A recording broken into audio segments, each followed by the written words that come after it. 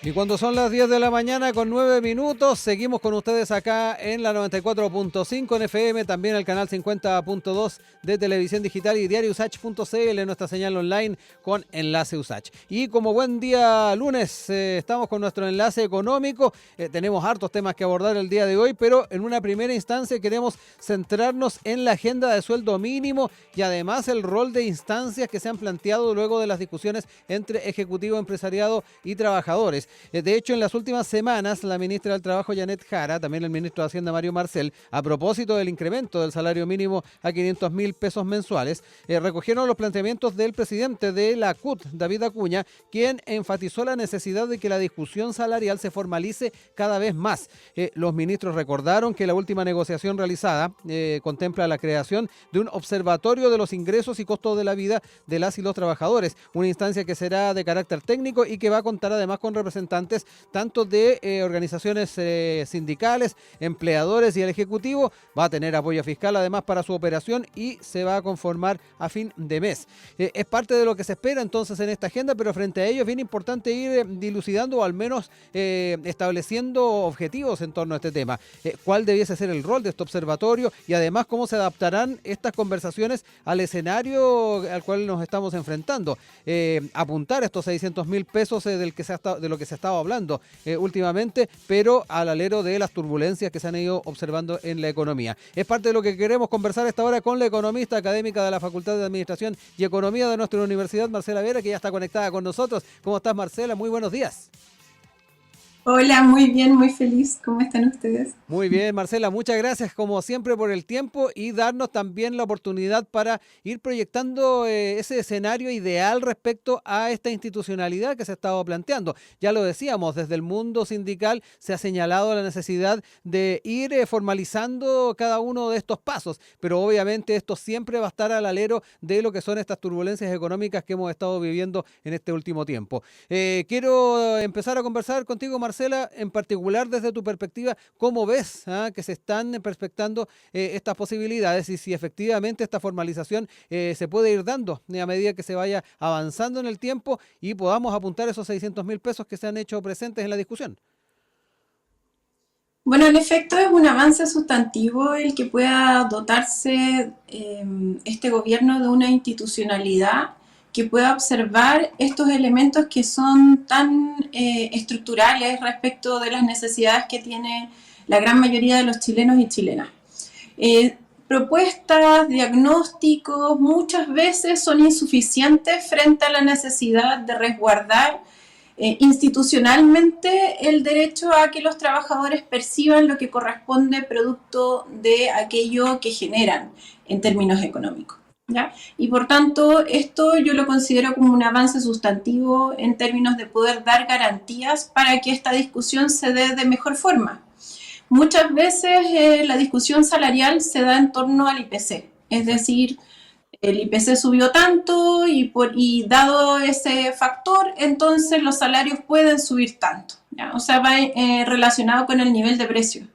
Pero esto no es el único, digamos, indicador que uno debe considerar a la hora de la fijación de salarios. También tienes que considerar los elementos de productividad, los aspectos que tienen que ver con la productividad del trabajo específicamente, porque muchas veces se menciona la productividad, que Chile tiene una productividad baja, en fin, pero no se menciona que se está produciendo ese efecto de productividad baja porque la productividad del capital es muy baja, porque hay poca inversión en infraestructura, en capacidad instalada y por tanto los trabajadores más bien están extremando, sí, ¿cierto? Sus aportes que realizan en torno al trabajo. Pero esto no se condice con el adecuado nivel de industrialización que tiene que haber para que aquello pueda tener mayores frutos. ¿Ya? Entonces la productividad es un elemento muy importante a considerar. También lo es las utilidades que tiene cada sector. No es posible que tengamos sectores con 200% de utilidad, 100% de utilidad y al salario, en cambio, se le asigne un delta de un 4% o un 5% de aumento, ¿ya? Esto también es algo que hay que resguardar en términos de poder distribuir aquello que se está generando entonces como ganancias en un determinado sector o firma.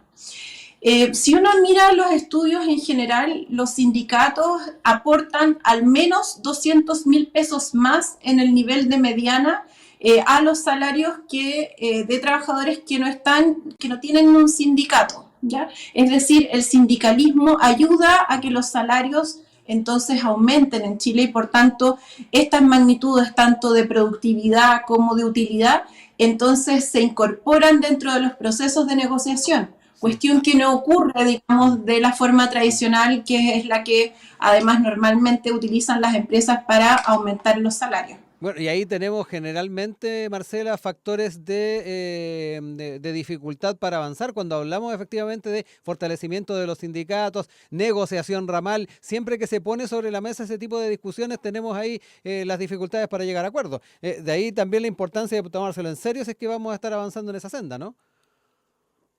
Sí, además que hay que tener ciertas consideraciones, ¿ya?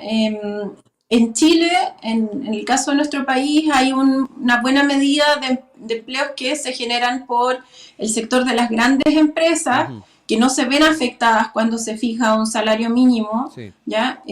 Porque además, en general, esas empresas pagan un poco más que el salario mínimo, por tanto, la fijación no tiende a generar una cuestión tremendamente severa en el sector, sin embargo, inmediatamente tú ves todas las multigremiales saltan como si en realidad fueran a afectar su nivel de sostenibilidad y no es así. Sí. Y se Todavía enarbola tienen mucho. lo de las pymes también, pues que siempre surge al alero de estas discusiones. Así es, y muchas veces las pymes son utilizadas como argumento para evitar entonces un alza salarial, pero también hay que considerar que en términos de subsidios, el Estado gasta entre 250 millones de dólares y 300 millones de dólares en subsidios cuando se produce algún tipo de alza salarial. Eso uno lo puede observar en las últimas políticas públicas. Por tanto, tampoco es inabordable. Sin embargo, es una medida de redistribución, es una medida que aumenta la capacidad de consumo de los hogares, en particular de los deciles más bajos, es decir, de aquellos que tienen menores ingresos, y eso produce una reactivación económica, o sea, produce un efecto beneficioso para la economía. No es simplemente un gasto, es una medida redistributiva, pero que al mismo tiempo reactiva incluso el sector de las pymes. Entonces uno cuando mira este tipo de políticas la tienes que observar de una manera bastante más compleja porque simplemente por ejemplo, un aumento en el salario no necesariamente va a significar una reducción del empleo si tú además compensas en particular a este sector de microempresas que en general tienen alrededor de casi un 60% de salario mínimo y por tanto ahí tú puedes fortalecer con políticas estatales para que se produzca esa redistribución. Eso nos ayuda en términos de equidad, pero también de dar sostenibilidad a todos los otros aspectos, porque hay que decirlo, por ejemplo, las medidas de delincuencia son insuficientes si solo se aplica mediante control policial. Claro. Tienes que dar garantías de que este salario vital pueda entonces dar sostenibilidad no solo a tus requerimientos básicos del mes, sino que también al financiamiento de la vivienda, de la educación, de la salud, que son en Chile aspectos que se financian mediante el salario, cuestión que no ocurre en otros países. Marcela, quiero también hablar un poquito de parte de lo que también mencionaba hace un instante en torno a las características que tiene que tener efectivamente lo vinculado a la productividad y además hacia dónde vamos orientando el quehacer de los distintos rubros en nuestro país. Y ahí quiero entrar también en el aspecto de la especialización de trabajadoras y trabajadores. ¿Qué tan bien, qué tan buena es la base para poder avanzar en aquello? Sabemos que existe el CENSE, sabemos que hay posibilidades de capacitación de trabajadores, sin embargo, a la hora de pensar en ese objetivo ideal, es donde también la industrialización esté de por medio, el fortalecimiento de la industria nacional esté ahí jugando las cartas de forma fuerte. Cuán importante también es tomarse en serio el tema de la capacitación, porque me imagino que también tiene un correlato importante en lo que tiene que ver con el salario. Así es, yo vengo hace unos meses atrás en particular marcando mucho énfasis porque está en la discusión respecto de un subsidio al empleo, ¿ya? Pero este subsidio necesariamente planteo yo que debe ir interrelacionado con procesos de capacitación, es decir, ponerlo casi como una medida marco si tú quieres postular al subsidio, entonces además debes capacitar a tus trabajadores mediante código SEMSE y por tanto la empresa, digamos, genera un beneficio directo para el fortalecimiento de su capital humano sin costo. Esto nos permitiría entonces fortalecer aquellos sectores que entonces tienen menos capacidades para poder desarrollar sus propias labores. Mirando, por ejemplo, los casos de China, vengo justo llegando de un viaje a Urumqi, que es una ciudad altamente tecnológica, y conociendo sus experiencias, uno puede observar sus sistemas de capacitación en un nivel en donde reflejan las necesidades de las empresas que son estatales, mixtas, privadas, entonces se interrelacionan con los sistemas educacionales para poder aumentar las capacidades en aquellos aspectos que las empresas también requieren. Esto se ha intentado hacer en Chile mediante procesos de acreditación. Sin embargo, en el nivel que se está haciendo hoy día en China, digamos, da la posibilidad de poder incorporar específicamente aquella tecnología o aquel uso de máquina o aquella formación, por ejemplo, en torno a la inteligencia artificial o a la robótica, que está requiriendo el proceso de innovación al interior de las empresas. Entonces, es mucho más específico el nivel de capacitación que tú necesitas para que esto se traduzca en efecto en un aumento sustantivo luego en la productividad o incluso en la incorporación estable de aquellos trabajadores que reciben esa capacitación. Esos sistemas que son más complejos, pero que al mismo tiempo permiten dar sostenibilidad, sobre todo a aquellos empleos jóvenes, sí. Entonces dan la posibilidad de poder dar garantías de que están recibiendo una capacitación que es la que también se necesita. ¿Ya? Y como digo, o sea, nosotros en Chile hemos hecho intentos al respecto, pero son intentos muy generales que no incorporan aquellas variables específicas que están requiriendo las empresas. Y por otro lado también estas empresas tienen que ir generando un aumento en la infraestructura, en la tecnología que están utilizando y para eso también deben haber asistencias técnicas específicas para que se interrelacionen con un sistema de formación. Entonces me uno da cuando la habla de que por ahí también está las dificultades también, Marcela, que desde la misma empresa se toma en serio el acompañar esta innovación junto con la capacitación. Justamente, y además que uno cuando analiza los temas de subsidio al empleo, muchas veces se toma como un elemento exógeno, cuando es el elemento que te permite movilizar aquellos factores productivos al interior de cualquier firma, de cualquier industria. Por tanto, pensar modelos un poco más complejos nos permitirían también entrar en una senda de modernización como lo están haciendo las empresas de Urumqi y China en general. Son ejemplos que nos permiten además poder observar porque hay sistemas de ingreso de capacitaciones universitarias, de cursos específicos de diplomado, pero también de centros de formación.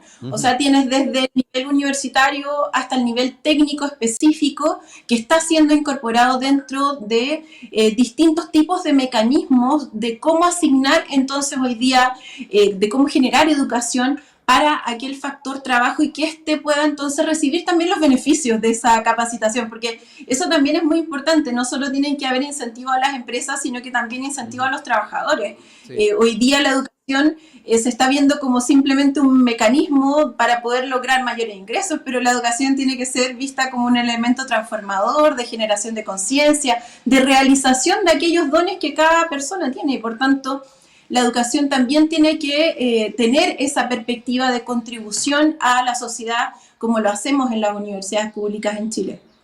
Marcela, volviendo al rol de este observatorio, ¿cómo ves también debiese ser las características a la hora de generar las propuestas? Porque a la hora de llevar adelante una política pública, lo sabemos, se reciben a distintas instancias en el Congreso de repente para audiencias, pero pocas veces se recoge.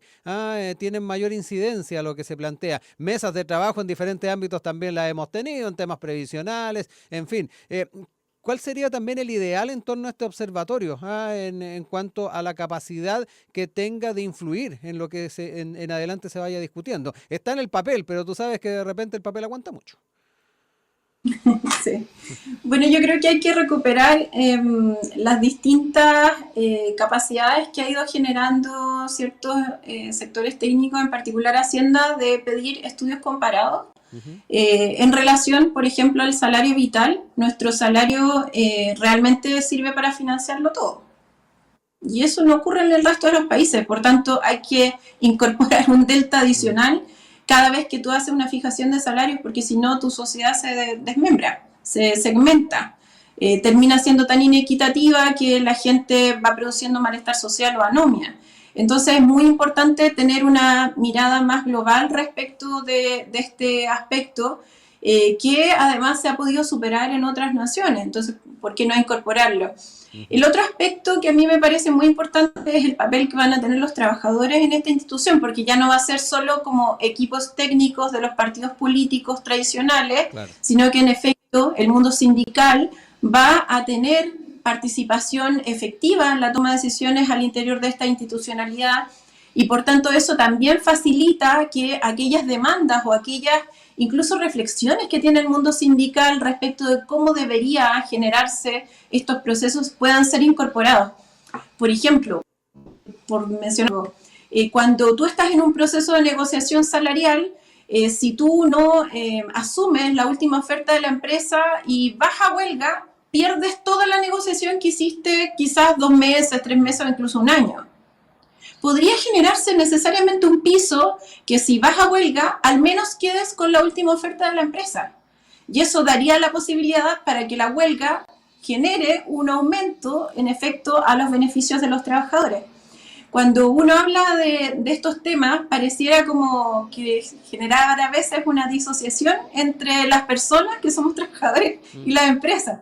Como nosotros nos tenemos que poner en el lugar que corresponde, que es el lugar de los trabajadores, y entonces poder generar mecanismos para que aquello que observamos a lo largo de nuestra vida productiva o incluso laboral pueda tener un impacto sobre las decisiones de las empresas. Esto es algo que se hace en el mundo desarrollado hace muchos años, como desde los 60, ¿ya? En donde los trabajadores toman decisiones al interior de las empresas y eso mejora los procesos de eficiencia también que tienen las empresas, porque si tú incorporas la información, entonces tú puedes tomar decisiones más eficientes, ¿ya? Es casi como evidente, ¿no? Pero no, en nuestro país no es un aspecto mayoritario. Lo mismo tiene que ocurrir con las utilidades. Tú generas redistribución, tú vas a tener entonces trabajadores con mayor formación, pero al mismo tiempo con ciertas cuestiones resueltas y por tanto sus preocupaciones ya no van a estar en cómo va a pagar las deudas de su casa, sino que van a estar con cómo creo innovación en esto que estoy desarrollando. Eso, por ejemplo, uno lo ve en las empresas tecnológicas chinas de, por ejemplo, Huawei. Huawei es una empresa que tiene como capitales dueños sus trabajadores y por tanto los trabajadores democráticamente van eligiendo a aquellos CEOs que los van dirigiendo y van produciendo procesos de innovación porque inmediatamente generan y producen beneficios al interior de los mismos trabajadores. Ese tipo de sistemas necesariamente tienen que estar garantizados por el mundo sindical y la incorporación de los sindicatos en este tipo de espacios da la posibilidad para que no sea solo una discusión o una mirada favorable a aquellos casos exitosos, sino que en efecto puedan ser cuestiones que necesariamente tiene que incorporar nuestro país para que éste se pueda modernizar. Quería recordarles que estamos con Marcela Vera, economista, académica de la Facultad de Administración y Economía de nuestra universidad, hablando de la agenda de sueldo mínimo y particularmente este observatorio de ingresos y costos de la vida. Marcela, quería cambiarte un poco el tema de lo que hemos estado hablando. Lo planteaba, la importancia del IPC en lo que tiene que ver efectivamente con el aumento de los salarios en nuestro país. Y durante la mañana conocimos el dato por parte del Instituto Nacional de Estadísticas, una variación mensual en junio de menos 0,1%, acumulando 2,4 en el año, 4,2 a 12 meses respecto de la serie empalmada del índice. Lo dio a conocer hoy día en la mañana el INE, destacaron bajas en vestuario, calzado, equipamiento, mantención del hogar y hubo aumentos en alimentos y bebidas no alcohólicas. ¿Cómo proyectamos también estos números, no solamente en lo estrictamente salarial, sino que además en lo que viene en las proyecciones económicas que habitualmente también tú nos entregas y que en varias oportunidades le has apuntado medio a medio? Bueno, mira, lo importante es mirar siempre estas cifras como con una mirada global, ¿ya? Y estamos en torno al 4%, que es la cifra inicial que estamos en este programa a principio de año. Estaban generando una cifra un poco más baja en los reportes tanto de los mercados como del mismo gobierno. Sin embargo, ya podemos observar que estamos en un 4,2, un 4% en términos generales, ¿ya? Hay muchas fluctuaciones en el mercado, yo esto lo he planteado en varias entrevistas, por tanto, la fijación en un número estable yo todavía considero que no es algo que uno pueda plantear, porque en cualquier minuto se desata una coyuntura internacional. Hemos visto que hemos estado a punto, digamos, de entrar en procesos muy intensivos de guerra y por tanto eso impacta necesariamente sobre el nivel de precios, en particular de aquellos bienes que producen energía, como es el caso del petróleo, ¿verdad? El petróleo que además nosotros en Chile casi no tenemos y por tanto dependemos de la fijación que existe a nivel internacional y del precio del dólar. Por otro lado, tenemos aquellos aspectos que se están representando en el precio de los alimentos. Los alimentos generaron un aumento en este indicador, pese a que es un indicador mensual que va a la baja, que está en un menos 0,1%. En el caso de los alimentos, en cambio, tiene un alza de 1,3%, y eso igual es un alza importante, ¿ya? Habría que esperar que el efecto lluvias pueda impactar durante no solo el IPC de este mes, sino que también del siguiente, y las medidas que se tomen, por tanto en el Ministerio de Economía como de Agricultura para dar sostenibilidad sobre todas las nuevas siembras, va a poder entonces dar garantías de poder generar una sostenibilidad en el nivel de precios. Por otro lado, tenemos el impacto de la electricidad, un impacto era bastante predecible hace varios meses atrás, producto que en el fondo se postergó, ¿verdad?, esta alza en el precio de la electricidad. Y en el informe que presenta el INE, uno puede observar que ya ha ocurrido, de hecho, un incremento mensual de un 7,2% y que tenemos una variación de un 9,2% al año. Y eso uno puede prever que va a continuar aumentando, ¿ya? Por tanto, si uno mira como los aspectos estructurales o fundantes de este indicador del IPC, uno puede observar que todavía no podemos relajarnos con el precio del petróleo, porque de hecho el MEPCO ya operó para que este se redujera, ¿ya? Opera cada 3 semanas, por tanto ya tuvo la reducción que podía aportar y va a generar un aumento en el siguiente. Y por otro lado tenemos esta suerte de incrementos del precio de la luz que va a seguir impactando en este indicador, y el precio de los alimentos que, si no se estabiliza por parte de una política específica, vamos a también observar que van a haber alimentos que van a estar al alza, como por ejemplo en el caso de los tomates, que registró un alza mensual de un 21,8%, un alza muy importante, como puede... No es poco.